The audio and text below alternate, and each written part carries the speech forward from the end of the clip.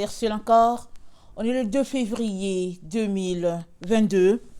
Alors, je viens sur la trompette ce matin encore et je viens proclamer le retour de notre Seigneur Jésus-Christ. Soyez tous bénis et que sa joie soit votre force. Amen en ce jour. Amen et alléluia. Alors, que nul ne t'emporte dans sa chute. Amen. Que moi je ne puisse pas t'emporter si je chutais. Et si toi aussi tu chutes, ne m'emporte pas avec toi. Amen. Ça c'est le conseil que le Seigneur donne à chacun de ses enfants. Que nul ne t'emporte dans sa chute. Alors souvent quand on est un leader, quand le leader chute, plusieurs chutent avec lui malheureusement. Pourquoi? Parce que leur cœur n'était pas attaché à Dieu. Leur cœur était attaché au leader et ils ne le réalisaient pas. Alors c'est comme ça que l'ennemi se multiplie dans des gourous, n'est-ce pas? Alors on sait tout ce qui se passe. Il suffit d'aller sur Internet et on ne sait pas qui est qui. Beaucoup prêchent au nom de Jésus, mais qui est qui, on ne sait pas. Il n'y a que l'Esprit de Dieu qui peut te dire, n'écoute pas cette personne-là. Alors je me rappelle qu'en 2013, j'écoutais un jeune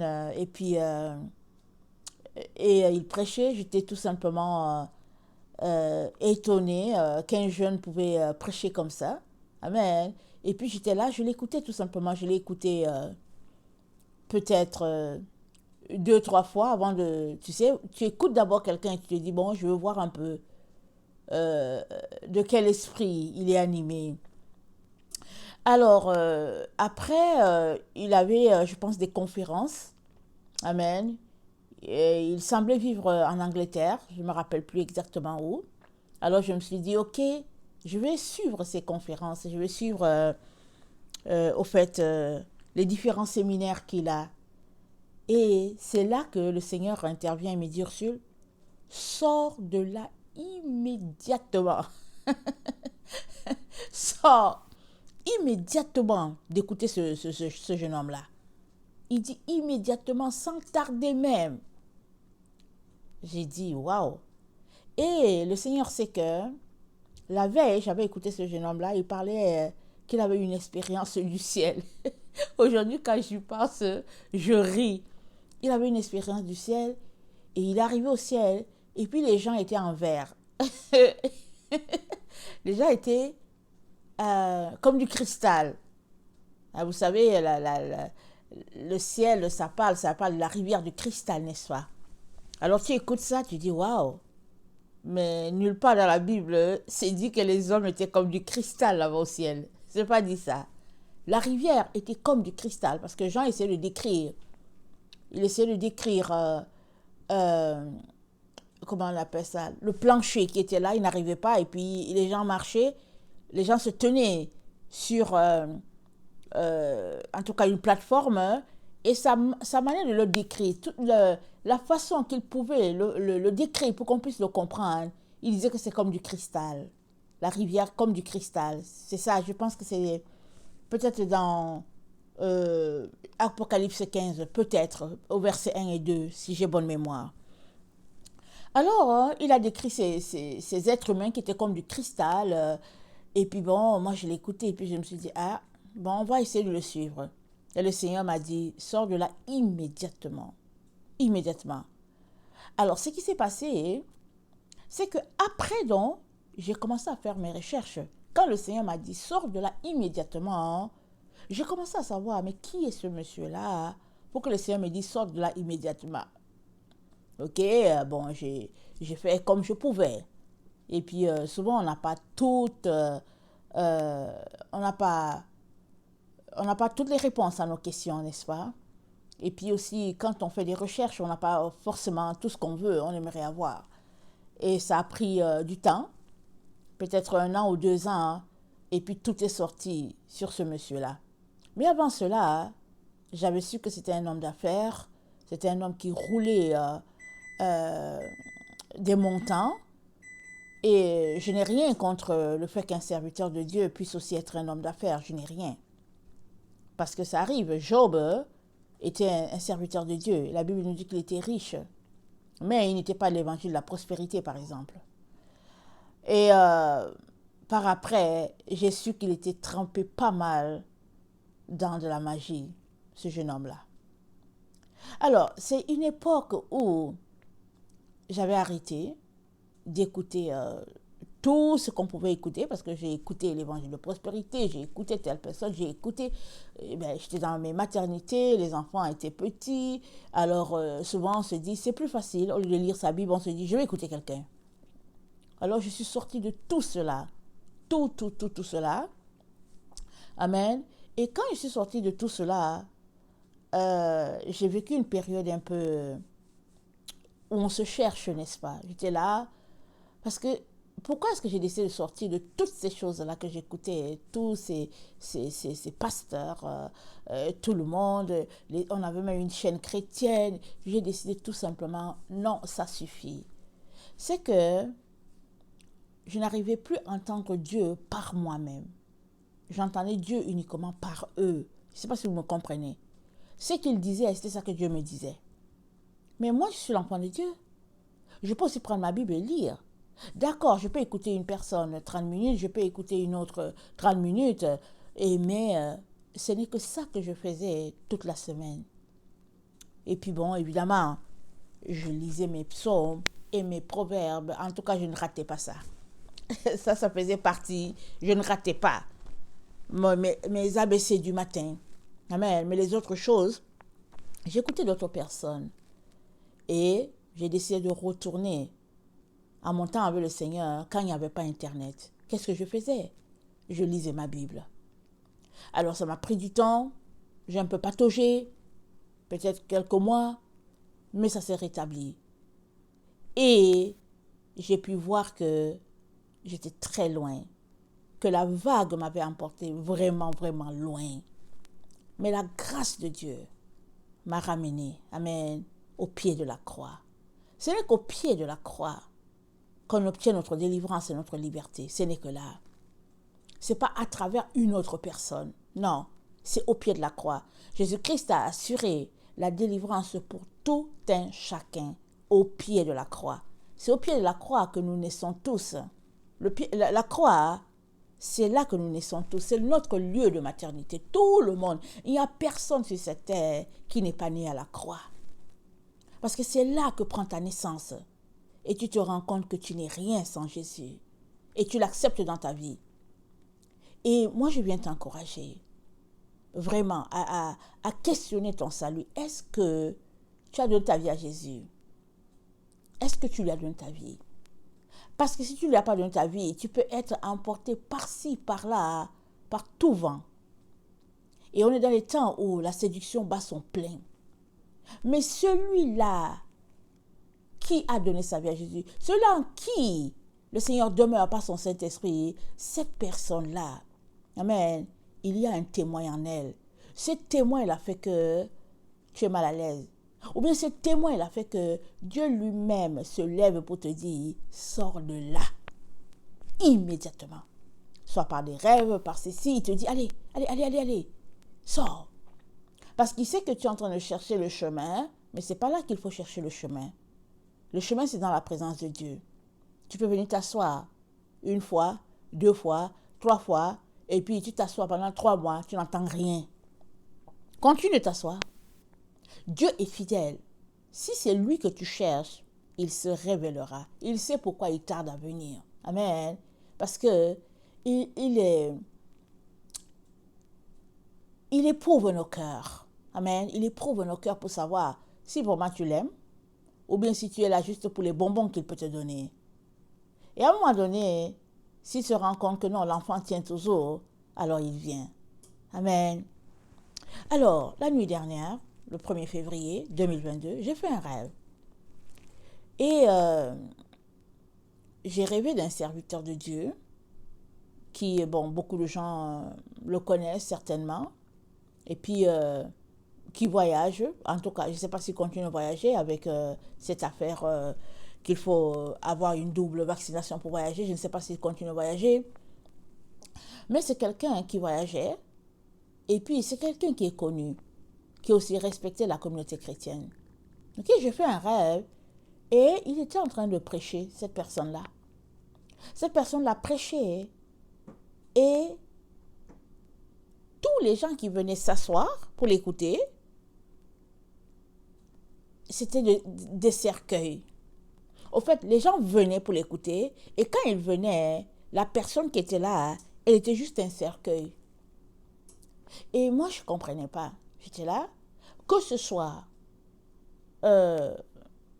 physiquement, c'est-à-dire que pendant qu'il fait sa conférence, si tu viens physiquement, hein, ce n'est que le cercueil qui est là. On ne te voit pas. On voit une boîte.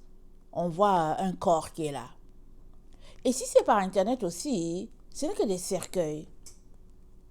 Alors, moi je regardais et le Seigneur m'a fait réaliser que tous ceux qui écoutaient cet homme de Dieu-là, ils étaient morts.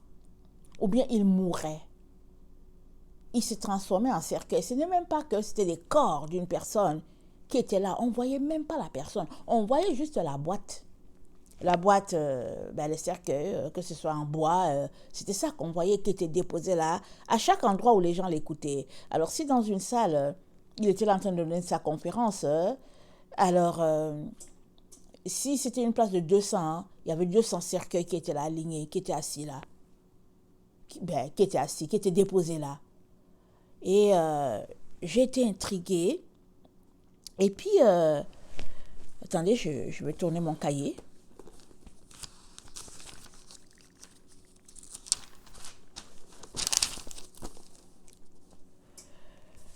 Alors, je ne comprenais pas pourquoi c'était comme ça. Et là, le Seigneur m'a donné la connaissance. Vous savez qu'il y a de ces rêves où tu as toute l'explication. Il m'a donné la connaissance que c'est à cause de ces enseignements que les gens devenaient des cercueils. Ils étaient morts et ils étaient déjà dans les cercueils. C'était spécial. Alors, j'ai dit, Seigneur, celui-là quand même, c'est ton serviteur. Et le Seigneur m'a fait réaliser que jadis, ce serviteur-là, il enseignait la vérité. Amen. Mais il s'est détourné des enseignements de la vérité pour embrasser les enseignements populaires. Je ne sais pas quel enseignement, ok? Je ne sais pas quel type d'enseignement. Donc, il s'est détourné des enseignements de la vérité pour enseigner ce que peut-être les chrétiens aiment entendre, je ne sais pas. Alors, j'ai entendu que tous ceux qui l'écoutent, je suis en train de lire en même temps mes notes, tous ceux qui l'écoutent meurent. Alors moi j'ai dit, Seigneur, mais pourquoi il ne retourne pas à enseigner comme il enseignait avant, puisqu'avant il enseignait la vérité. Le Seigneur m'a dit, il ne peut plus, parce qu'il y a un mur que Dieu lui-même a placé. Le mur, Dieu a placé un mur qui fait que ce serviteur de Dieu-là, qui enseigne la vérité, ne peut plus retourner à enseigner la vérité. Il est tout seulement pris à enseigner ce qu'il enseigne jusqu'à ce que Jésus-Christ vienne le trouver là, en train d'enseigner ce qu'il est en train d'enseigner maintenant, et en train d'égarer plusieurs. Alors, j'ai dit, Seigneur, comment c'est possible, n'est-ce pas? Comment est-ce possible? Parce qu'il y a des gens qui peuvent venir l'écouter sans savoir qu'il est dans le faux. Ok? Un peu comme l'expérience que moi j'ai vécue. Moi j'étais là, j'ai dit ok, on va essayer de suivre la conférence de ce jeune homme-là. Et le Seigneur m'a dit, allez, sors vite de là. Rapidement, sors vite de là. Alors, dans Romains 1, le verset 21, voilà ce qui est dit. Romains 1, le verset 21, c'est dit, puisque ayant connu Dieu, ils ne l'ont pas glorifié comme Dieu et ne lui ont point rendu grâce, mais ils se sont égarés dans leurs pensées et leur cœur sans intelligence a été plongé dans les ténèbres. Donc ce serviteur-là de Dieu, amen, a été entraîné à s'égarer. Amen. Peut-être voulait-il une plus grande écoute, peut-être que c'était quelque chose de populaire, peut-être que, on ne sait pas c'est quoi. Amen. Alors, son cœur, ses pensées se sont égarées. Mais connaissant notre Dieu, avant qu'il mette un mur pour dire, ok, ça va faire, c'est qu'il t'a parlé plusieurs fois. C'est ça notre Dieu. Un Dieu de compatissant, un Dieu de compassion, un Dieu compatissant, un Dieu de miséricorde, un Dieu qui court après ses enfants pour dire, mon fils, tu es tombé ou bien tu es en train de tomber. Relève-toi immédiatement. Relève-toi. Amen. Regardez comment il a fait grâce à David. Il lui a fait grâce. Et il nous a dit que David, c'est l'homme selon son cœur. Et nous savons les chutes de David, n'est-ce pas? Mais quand on regarde la vie de David, on voit que notre Père céleste est un Dieu miséricordieux. Alors, ce serviteur de Dieu s'est égaré par ses pensées, par ses enseignements. Et plusieurs l'écoutent. Ils ont encore la coque, la boîte du serviteur de Dieu, mais dans le fond, il n'y a plus rien dedans. C'est pourquoi ils deviennent tous des boîtes. Ils sont morts et même dans les boîtes, et même pas possibilité. C'est pas des corps qu'on voit. Amen. C'est pas des corps. Et le Seigneur me montrait ça aussi pour voir l'enseignement qui est taillé sur mesure. Amen. C'est taillé et puis c'est collé sur du béton. Il faut faire les choses comme ça. Hein? Il faut placer les briques comme ça et c'est les briques de la même manière. Et puis voilà comment ça doit être. Alors, donc, le cœur s'est égaré et malheureusement, plusieurs sont éloignés du Seigneur parce que ils marchent avec la notion que c'est un serviteur de Dieu. Hein? Un serviteur, en tout cas un vrai serviteur de Dieu. Mais qu'est-ce qui fait que les gens ne se rendent pas compte? C'est que on a besoin du discernement, n'est-ce pas? On a tous besoin du discernement. Et souvent, notre cœur en soi est déjà égaré. Notre cœur même en soi n'est pas dans la vérité.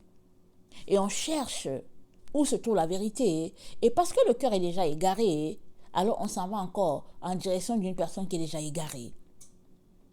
Et finalement, on s'enfonce. Et dans Amos 5, le verset 4 à 6, voilà ce que Dieu dit. Dans Amos 5,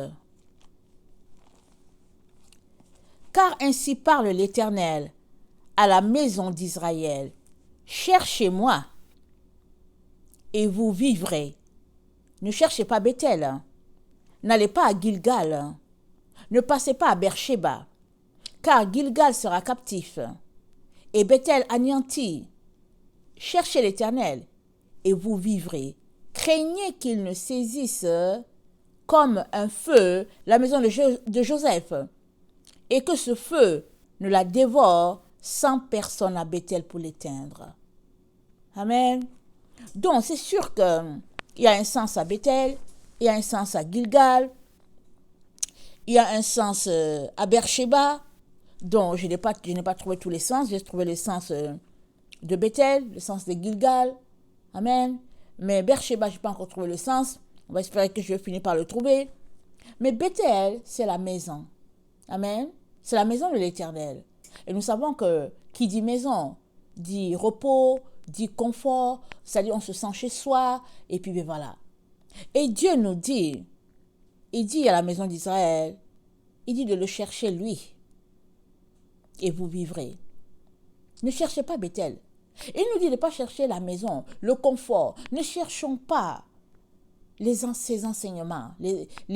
Voilà, ne cherchons pas ce que nous pouvons avoir des enseignements. C'est déjà fait, tout est déjà cuit, on vient, on mange l'œuf et puis tout est là. Donc, on court après les hommes de Dieu parce que bon, voilà, et tout ça. Il dit, c'est pas ça que vous devez chercher. Il dit, cherchez-moi l'Éternel. Et il dit à quelque part, je me laisserai trouver. Si tu me cherches de tout ton cœur, je me laisserai trouver, dit le Seigneur. Et vous savez, souvent on s'étonne de comment il se révèle aux musulmans, mais c'est parce qu'ils le cherchent de tout leur cœur. Quand tu grandis et que peut-être à 2 ou bien 4 ans on te met à l'école coranique, tu récites tous les versets coraniques Tu le fais, hein. Mais il faut continuer de le faire à 30 ans, 40 ans, 25 ans, hein, sans se poser des questions. Ça va pas? Ça dit, à un moment donné, parce que nous sommes des humains, hein, on se pose des questions. Alors ces gens-là se posent des questions, ils se disent, mais tiens, je suis allé à l'école coranique, j'ai fait 10 ans, et puis bon voilà, aujourd'hui j'ai 25 ans, j'ai 30 ans, voilà ce que je fais mes prières, je fais mon ramadan, je fais ma tabaski, je fais ceci, je fais cela, je fais mon aumône, voilà ce que je fais, mais je n'entends pas Dieu. Point de départ. Illumination. Amen. Parce que il faut arriver à ce point-là pour commencer à dire, mais il est où ce Dieu? Parce que je prie, mais Mahomet ne me répond pas, mais Dieu est où? Ces gens-là, c'est le témoignage qu'ils donnent. Ça, c'est pas mon témoignage, c'est leur témoignage. À partir de là, Dieu se révèle à eux. Et chaque fois qu'ils prient, c'est pas Dieu qui le voit, c'est Jésus-Christ qui se pointe. Amen. Alors, quand tu pries là, tu cherches en larmes et que la personne se présente, c'est Jésus, il dit c'est moi qui suis Dieu, je pense que il faut être insensé pour le rejeter. Amen. Pour rejeter ce Jésus-là. D'ailleurs, tu ne peux pas le rejeter. Une fois que tu l'as vu, tu sais que c'est ça. Alors eux, ils cherchent l'Éternel. Ils le cherchent. Et quand ils te racontent comment ils l'ont cherché, tu dis seulement béni soit le Seigneur. Mais est-ce que c'est comme ça que tu cherches Dieu? Parce qu'il ne faut pas chercher Dieu en une personne. Malheureusement, souvent notre culture, amen, souvent la culture fait que tu cherches Dieu à travers une autre personne. Par exemple, il y a les valeurs chez les chrétiens. On a des valeurs chez les chrétiens. Quand on sait que celui-là, c'est un serviteur de Dieu et que bon, Dieu l'a visité, on a tendance à l'écouter et tout le monde se rabat sur la personne pour l'écouter. Mais c'est une bonne chose. C'est une bonne chose. Si Dieu l'a appelé à porter le message, c'est bien. Mais si aussi, finalement, c'est la personne qui devient ton Dieu ou bien une idole pour toi, là, c'est mauvais. Ça ne veut pas dire que Dieu ne l'a pas appelé. Dieu l'a appelé. Mais, est-ce que tu peux aussi entendre Dieu en dehors de ce serviteur-là? C'est ça que Dieu est en train de nous dire. Il nous dit de le chercher lui, mais de ne pas chercher Bethel. Alors, ces serviteurs-là, ça peut correspondre à Bethel. Parce que quand on les écoute, voilà, on se dit, bon, on est dans la maison du Père. Ou bien souvent, on écoute des personnes qui nous rendent vraiment confortables. Amen, on est confortable. Et puis, ben voilà. Moi, je sais que je n'ai pas beaucoup de personnes qui m'écoutent. Et puis, c'est pas grave. Mais un jour, le Seigneur voulait me parler. Il m'a dit, viens, je vais te parler. Je suis allée. Je me suis assise pour qu'il me parle. Et puis, il me parle, il me dit, ils passent leur temps à t'insulter. C'est comme ça qu'il me parle. Il me dit, ils passent leur temps à t'insulter. 2 fois. Je dis, quoi? Il dit, mais c'est bien. Continue de prêcher la parole de Dieu. Continue. Amen. Merci, papa. Et puis, ils ne t'écoutent pas. Parce que tes enseignements, non. Ils veulent quelque chose qui chatouille leurs oreilles. Il dit, mais continue. Ils veulent quelque chose qui chatouille leurs oreilles. Mais chez toi, ça ne chatouille pas l'oreille en tout cas. Ici, là, quand tu viens chez moi, tu peux pas être... Non, ça ne chatouille pas les oreilles chez moi. Amen. Alors chez moi, il se pourrait que ça ne soit pas Bethel. Parce que, voilà, ce n'est pas des enseignements qu'on aimerait entendre. Mais ce n'est pas grave. C'est la vérité que nous sommes appelés à prêcher. Peu importe celui qui se réclame du Seigneur. On est appelé à prêcher la vérité parce que notre Dieu est vérité. Alors, ces gens-là qui écoutent ce serviteur-là par rapport au rêve que j'ai fait dans la nuit, qui, au fait, je ne vois que les cercueils qui sont là, ils ne savent pas que c'est comme ça qu'ils sont vus par Dieu. Dieu voit juste un cercueil qui est là pendant qu'ils sont assis en train d'écouter ce serviteur. Mais qu'est-ce qui fait qu'eux-mêmes, ils ne réalisent pas qu'il y a quelque chose qui ne va pas avec ce que le monsieur dit? C'est parce que les enseignements du monsieur, ils sont confortables dans les enseignements du monsieur. Ok? Ça leur fait du bien. Ça fait qu'ils se sentent dans la norme. Ok? Ils se sentent dans l'enceinte de la chrétienté. Ils sont bien là-dedans. une autre fois, hein, un jour, ben, quelqu'un m'avait donné un CD concernant un serviteur de Dieu. Et puis, ben voilà, ça faisait longtemps. Et puis, je faisais le ménage. Et puis, j'ai retrouvé ça. Je me suis dit, hey, tiens, ben voilà, je n'ai même pas écouté ça. Et puis, bon, je me suis dit, bon, soit je renvoie ça à la personne, soit je jette cela, cette enveloppe et tout et tout. Et finalement, je me suis dit, mais qu'est-ce que ce serviteur m'avait devenu? Alors, je regardais et je me suis dit, ok, je vais aller voir sur Internet, qu'est-ce qu'il est redevenu?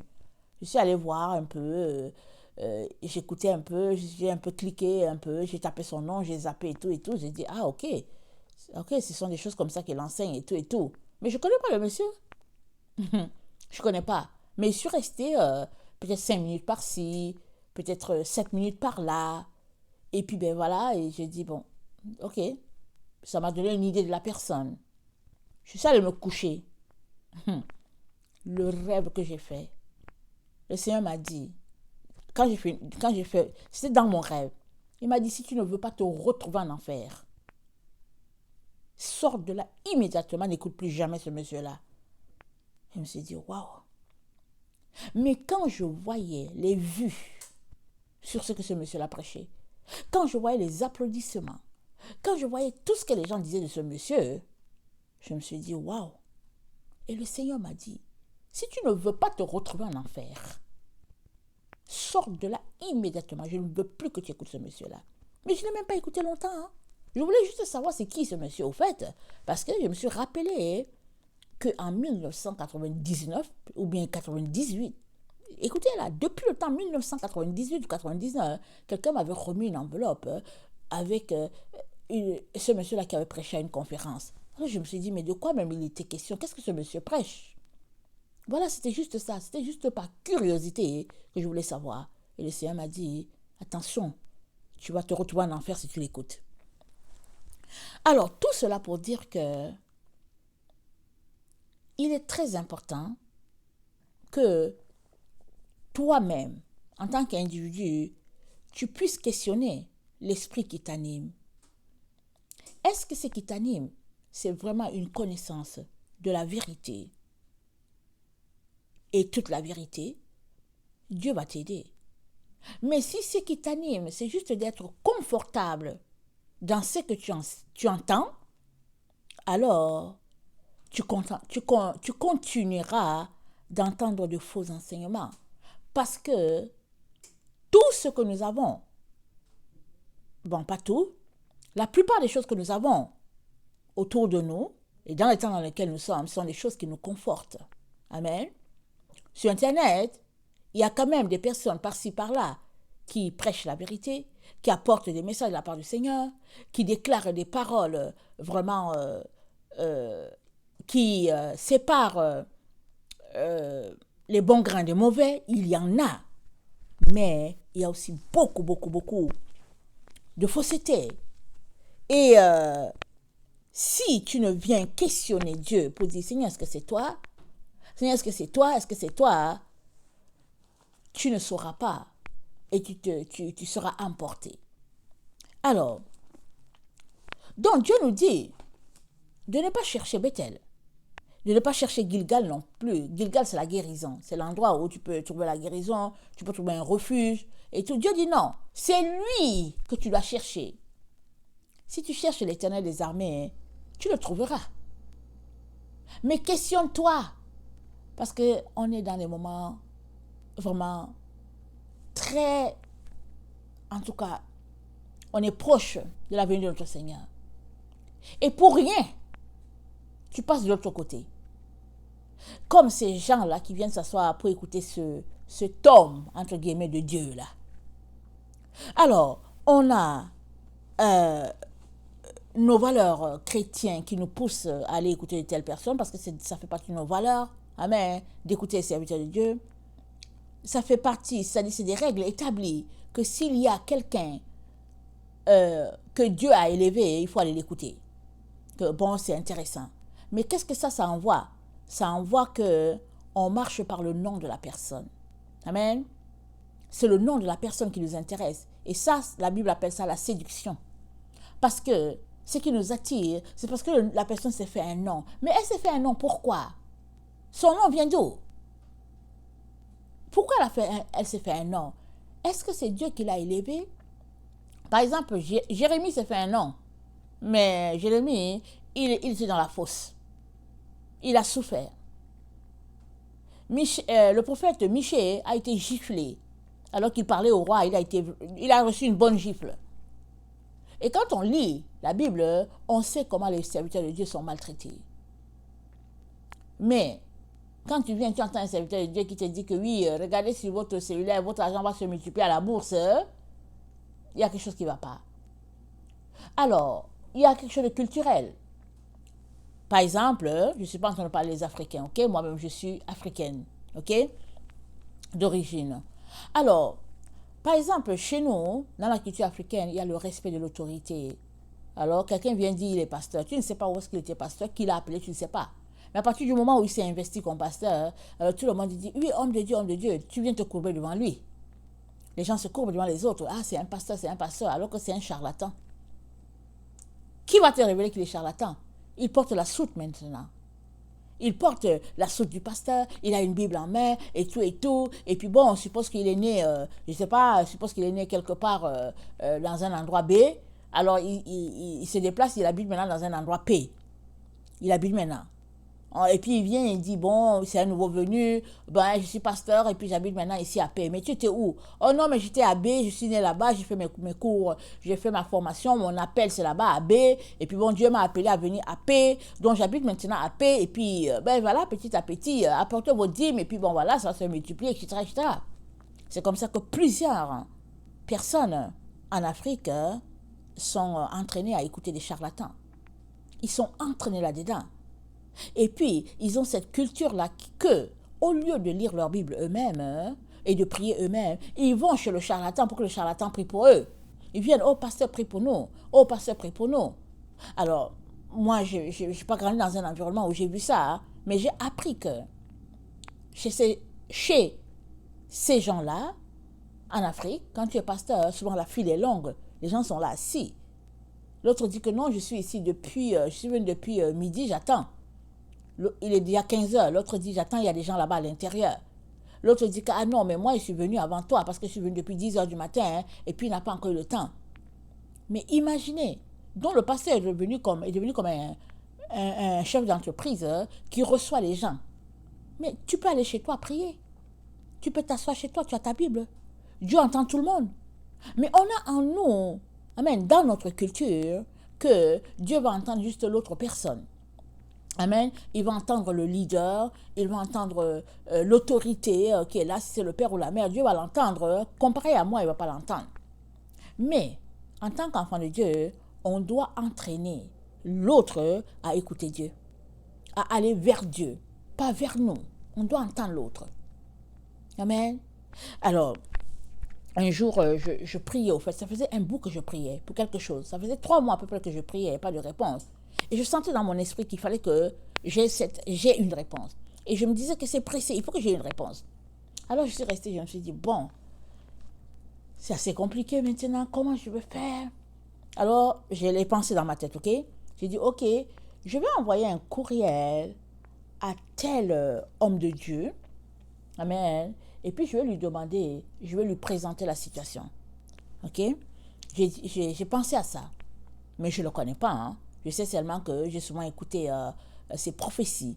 Ok, en tout cas, il a été appelé, et puis bon, j'ai écouté ses prophéties, j'ai regardé, et puis j'ai dit, ah, ça c'est bon. Alors, j'ai pensé à ça. Vous savez, le Seigneur est venu me trouver la nuit, quand j'ai pensé à ça. Le Seigneur m'a dit,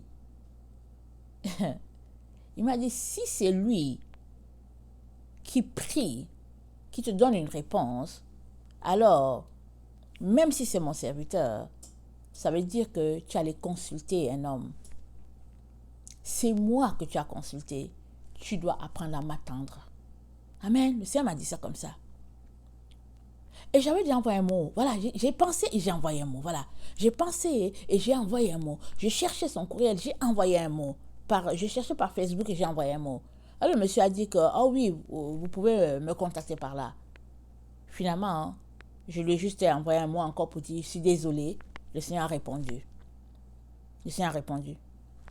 Ok, voilà comment le Seigneur m'a dit. Il dit, si c'est lui qui te répond, ça veut dire que c'est un homme qui t'aura répondu. C'est pas l'Éternel. Parce que comme il est prophète, il peut bien consulter l'Éternel, n'est-ce pas? Pour que l'Éternel lui parle. Mais le Seigneur ne voulait pas cela. Il dit non et non et non. Tu m'as déjà consulté, tu m'as déjà parlé, ça fait un bout. Je te répondrai quand le moment va venir. Et j'aimerais que tu apprennes à attendre devant moi. Si je ne t'ai pas répondu, c'est parce que c'est pas le temps. C'est parce que j'ai jugé que c'est pas le moment. Amen. Et ça, c'est entré dans ma tête. Une bonne fois pour toutes. Alors souvent, on prie, et puis on se dit, ah ok, bon voilà, il y a telle personne, elle peut m'aider. Non, continue de prier. Sauf si Dieu te dit, va vers Marthe. S'il ne te l'a pas dit, continue de prier. Parce qu'il sait pourquoi il tarde. Amen. Alors, dans Matthieu 23,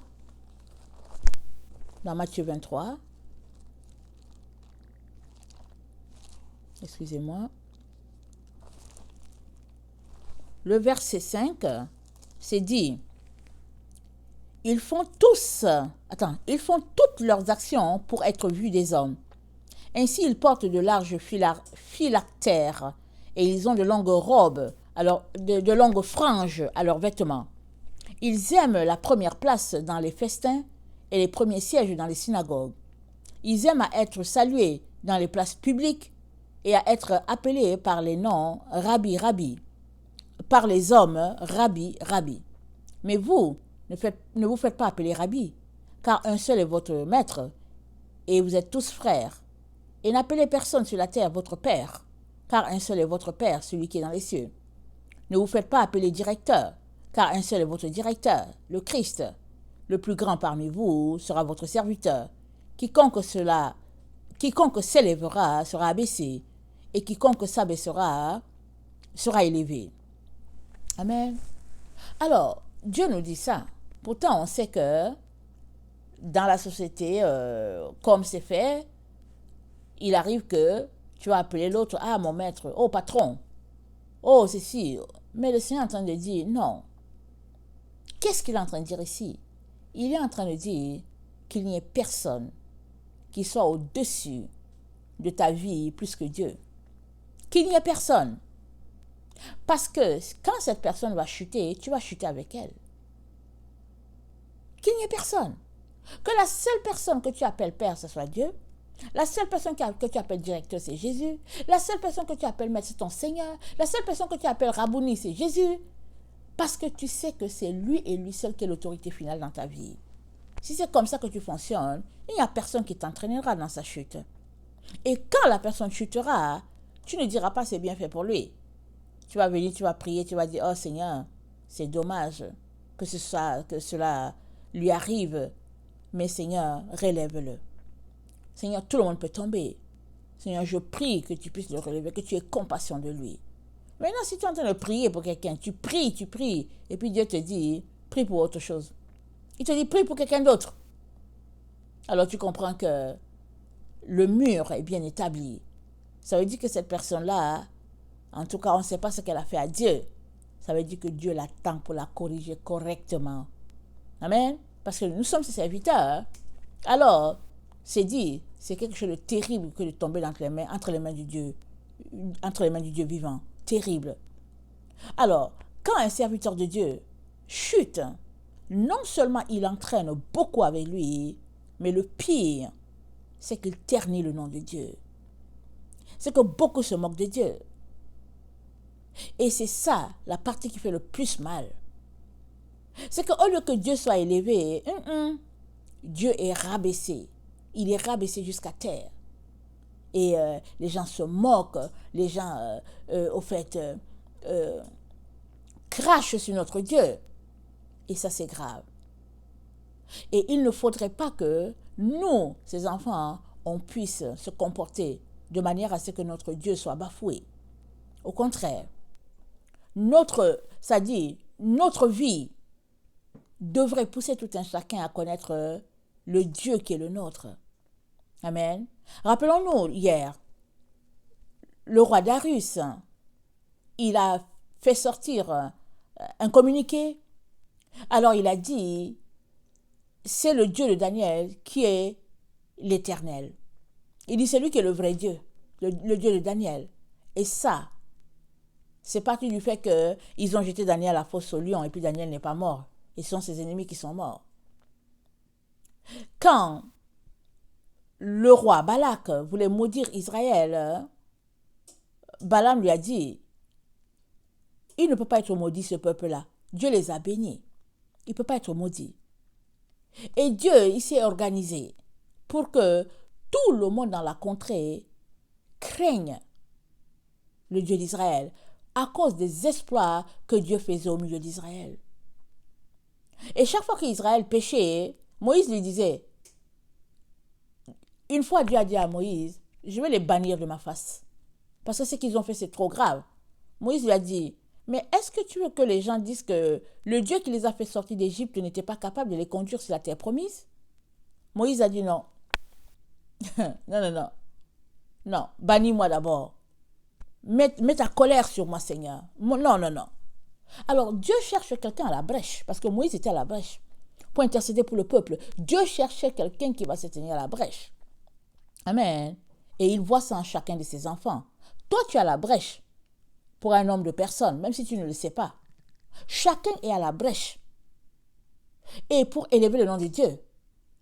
Quand les autres te voient, qu'est-ce qu'ils voient en toi? Est-ce qu'ils voient la lumière? Est-ce qu'ils voient en toi le Dieu d'Israël? Est-ce qu'ils te voient et disent que celui-là, c'est une servante de Dieu? Celui-là, c'est un serviteur de Dieu. Ou bien quand ils te voient, est-ce qu'ils se moquent de ton Dieu?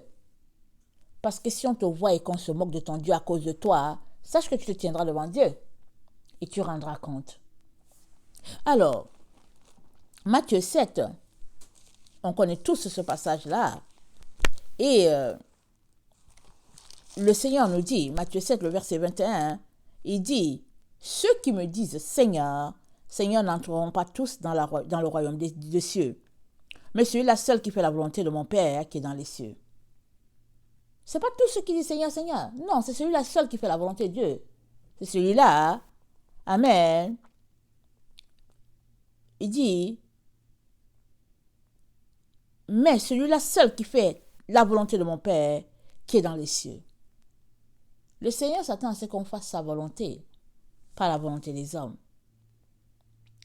De telle sorte que, si on aime bien écouter quelqu'un, et que la personne chute, elle ne va pas nous entraîner dans sa chute. Puisque nous, on est concentré à faire la volonté de Dieu. Chacun, pour sa part.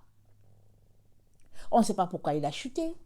Qu'est-ce qui s'est passé? On ne connaît pas. Ce n'est pas le tenant, les aboutissants. On ne sait pas.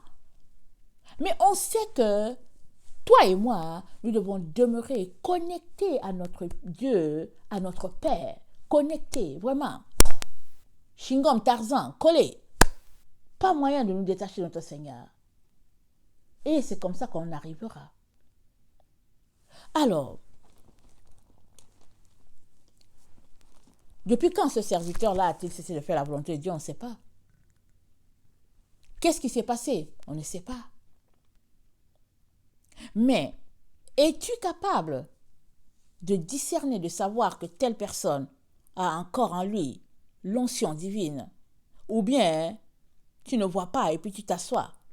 Et alors que tu t'assois, tu es juste mis dans un cercueil. C'est tout. Alors, que le Seigneur vraiment puisse ouvrir tes yeux, ça c'est ma prière.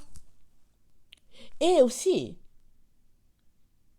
que tu puisses désirer avoir la vérité dans ton cœur.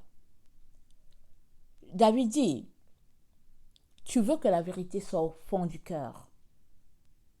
Le psaume 51, il dit, fais donc pénétrer la sagesse au-dedans de moi. La sagesse divine, elle nous connecte automatiquement à la vérité. Quand la vérité est au fond de ton cœur, alors que tu écoutes quelqu'un, il y a des signaux qui s'allument en toi. Il y a quelque chose. Et quand tu finis, ou bien tu sors de là, tu dis, mais il y a quelque chose, je ne comprends pas, qu'est-ce qui se passe? Le Seigneur va te répondre. Il va te dire, ferme ça immédiatement. Ou bien il va te dire, allez, quitte là, va-t'en. Ne reste pas dans ce groupe. C'est par toi, c'est par toi, c'est par toi. Il va te dire ça. Parce que la vérité au fond de ton cœur te montre que ça ne va pas. Alors, je viens nous encourager, amen, à ne jamais donner une note de 100% sur une personne. Ne donnons jamais une note de 100%. Parce qu'on ne sait pas qui est cette personne. Amen. Venons toujours demander au Seigneur si on est au bon endroit. Et surtout, prenons le temps avec notre Dieu pour le connaître. Parce que on est appelé à cela, à connaître Dieu. On est appelé à être intime à lui. Si tu es intime à lui, qui va te faire tomber? On a l'exemple de Daniel. Ils ont dit que si on n'adore pas, on va tuer la personne. Daniel ne s'est même pas occupé d'eux. Ils l'ont jeté dans la fosse. Mais Dieu l'en a fait sortir. Voilà le sort de tous ceux-là qui servent le Dieu vivant et puis d'un cœur pur. Que le Seigneur bénisse sa parole. Je vous aime beaucoup et Dieu davantage. Maranatha, Jésus revient. Amen et amen. Soyez bénis.